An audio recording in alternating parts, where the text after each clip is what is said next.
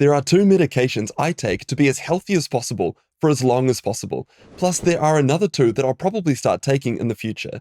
Now, before we begin, just because I take a medication does not in any way mean that you should as well. And the first one is finasteride 1 milligram. I've taken this medication for the past 3 to 4 years because prostate cancer is the second most frequent cancer diagnosis made in men and the fifth leading cause of death worldwide. Finasteride works by blocking the conversion of testosterone to dihydrotestosterone. Now, as boys are developing and growing up, dihydrotestosterone is critical, but in adult life, it doesn't seem to play a significant role. The most notable effects are prostate enlargement and male pattern baldness as they age. Because of the effects on the prostate, it was thought that by lowering the levels of dihydrotestosterone, we could help reduce the rates of prostate cancer. So in 2003, published in the New England Journal of Medicine, the prostate cancer prevention trial results were published. That study involved just under 19,000 men. One group took finasteride 5 milligrams and the other group took a placebo. And after 7 years, there was a 24.8% reduction in the rates of prostate cancer for the group that took finasteride, which sounds brilliant, and there was a follow-up study that also confirmed the same thing. That study showed a 30% reduction, and because those results were so encouraging, those participants were followed up for a total of 18 years, and at that point, there was still a reduction in prostate cancer rates, up to a 30% reduction in the finasteride group. But it wasn't all good news. In the finasteride group, there seemed to be a higher rate of high-grade cancers, as in more aggressive types of cancer. So at this point, it appears that yes, finasteride does reduce the rates of prostate cancer, but if prostate cancer develops, then it's a more aggressive form of prostate cancer. And at this stage, there doesn't appear to be a survival benefit, but something interesting is happening here. By lowering the levels of dihydrotestosterone, finasteride shrinks the size of the prostate, so it makes it easier to detect prostate cancer. Subsequent trials showed that yes, finasteride improves the detection of prostate cancer, so by shrinking the size of the prostate, it's far easier to feel lumps or bumps. So when I need to do a prostate exam on a patient that I see in the clinic, if the prostate is smaller, it's far easier to detect lumps or bumps. So it's not that finasteride is increasing the rates of high-grade cancers, it's that they are easier to detect. This is known as a detection bias. Furthermore, when the authors re-extended the follow-up period, they could see a 25% lower risk of death from prostate cancer in the finasteride group. Now, unfortunately, this didn't reach statistical significance, but you can see on the graph that there's certainly a trend towards improvement in the finasteride group. These results led to the principal investigator, Professor Ian Thomas, to conclude that what we can say is that finasteride not only significantly reduces a man's risk of prostate cancer, it's also safe to use over the very long term in our study. The clinical guidelines have also been updated to say that the absence of a difference in overall or prostate cancer-specific survival with longer follow-up provides clear evidence that an increase in high-grade prostate cancer is not a major factor affecting overall survival, and that chemoprevention using finasteride may safely decrease the incidence of low-grade prostate cancers. Now, whenever considering a medication, it's important to factor in the side effects. For example, finasteride lowers the prostate blood levels by about 50%, so we need to change how we interpret those results. For example, if a patient has a normal prostate blood level, it might not truly be normal if they are on finasteride, again because it can artificially lower the result. So we need to be careful in how we interpret the prostate blood levels. Furthermore, virtually all randomized controlled trials show a 2 to 4% increase in reported erectile dysfunction and libido in the finasteride groups. There's also a concern about post-finasteride syndrome, where sometimes these side effects, they don't completely go away even if you stop taking finasteride. Personally, I decided to roll the dice and I've been taking 1 milligram of finasteride for the past 3 to 4 years. Now it's crucial to note that that dose I'm using is different to the 5 milligram dose that the prostate trials were using. I decided that since I'm starting this therapy at such a young age, I'm hoping to get away with 1 milligram, but I'm not following the clinical guidelines here. And just because I'm taking finasteride in no way means that you should as well. The second medication I'm taking is rosuvastatin 5 milligrams. I've taken it for just over 1 year, and I'm taking a very low dose, so just for some context, the maximum dose of rosuvastatin is 40 milligrams, so I'm taking 5 or a 1/8 dose. Rosuvastatin is a medication that reduces the amount of cholesterol that the body creates, specifically in the liver. And why do I want to do this? Well, separate meta-analyses of over 200 prospective studies, Mendelian randomization studies, and randomized clinical trials involving more than 2 million participants over 20 million person-years of follow-up conclusively shows that LDL cholesterol is a significant cause of heart disease. Now, to be clear, LDL cholesterol is not the only cause of heart disease, but it is a significant one, and we know this from studies such as the PESA study, PESA. This study observed that in individuals with optimal values for all of the other risk factors, there was still a significant correlation between LDL cholesterol and the presence of blockages in our blood vessels. And it's quite striking on the graph here.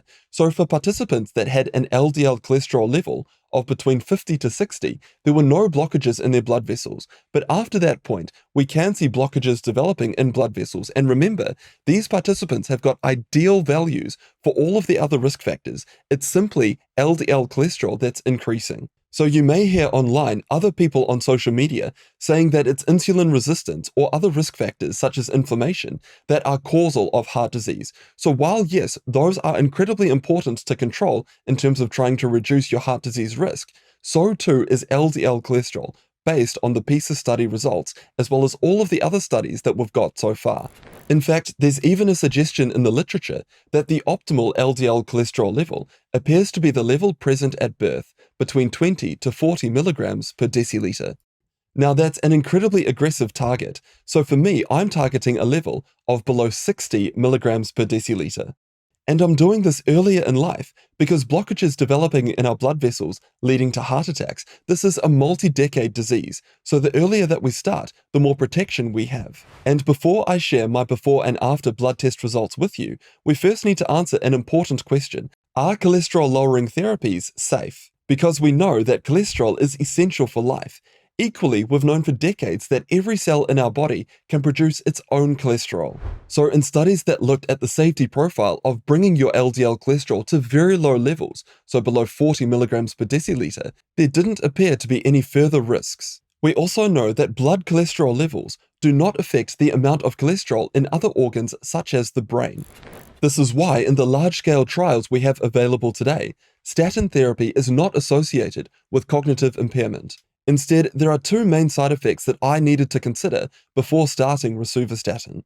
The first one is muscle aches, but from a large meta-analysis in 2022, we can see that statin therapy, it causes a small increase in mild muscle pains in about 1 to 2 patients per 100. So that side effect is relatively rare, and it's even less by using low-dose statins, which is why I'm only using 5 milligrams of rosuvastatin, a 1/8 dose.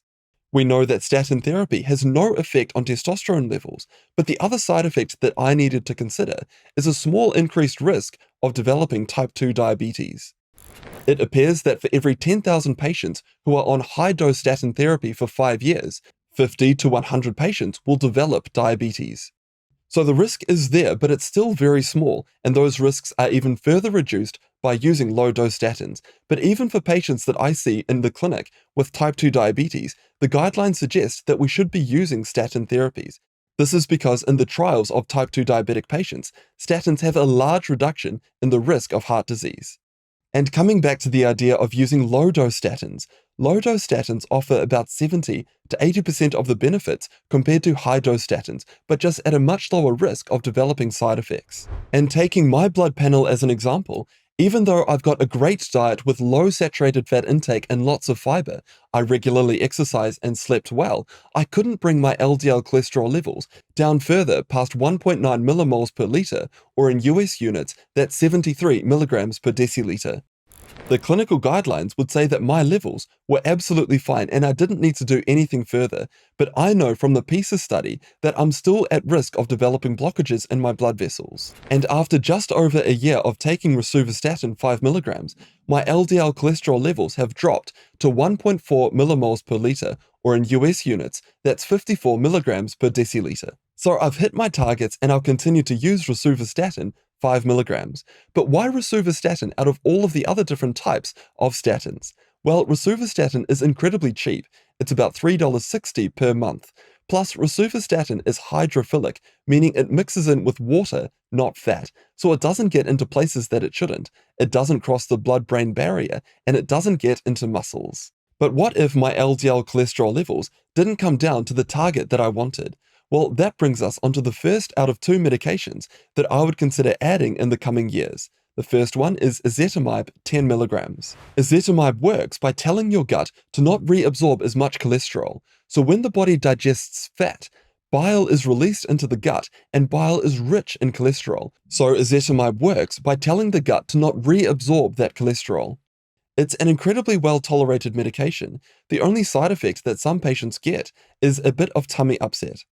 So if I needed to lower my LDL cholesterol levels further, I wouldn't simply crank up the dose of the statin. I would add ezetimibe 10 milligrams. And I do this because the combination therapy lowers LDL cholesterol more and it has less side effects, and we can see this from the racing trial. Ezetimibe is also off patent, it's very cheap. The second additional medication that I would consider taking in the coming years is empagliflozin 10 milligrams. This medication was originally designed for type 2 diabetics, but it's got really interesting effects on the kidneys. So as we age, our kidney function gradually declines, and it's possible that empagliflozin may help to slow down this decline. We already know from the clinical guidelines that several large trials indicate that this type of medication is beneficial for patients with non-diabetic kidney disease. But in these trials, the patient's kidneys were leaking protein, so they were already quite damaged. And trials are going on right now to figure out if we can use this type of medication to slow down kidney decline even if the kidneys aren't leaking protein. This medication works by telling the kidneys to pee out glucose, but it appears that there are additional benefits to the kidneys that are likely independent of glycemic control. It appears that this medication reduces sodium reabsorption, so that results in reduced blood pressure. And another interesting point from the research is the results from the interventions testing program. In male mice, this type of medication appears to increase lifespan by 14%. Now, yes, that is mice research, so we cannot rely on it, but the existing human research that we've got are pointing in a really positive direction. And for me, before I started taking this medication, I would want to see what the results are from those ongoing human studies looking at kidney disease, particularly for patients that don't have protein leaking from their kidneys. And I want to emphasize again that just because I'm taking finasteride and rosuvastatin does not in any way mean that you should as well. And I'm taking these medications in addition to a great diet and regular exercise. So make sure to check out this next video here that goes through the latest research on the best diet for your health.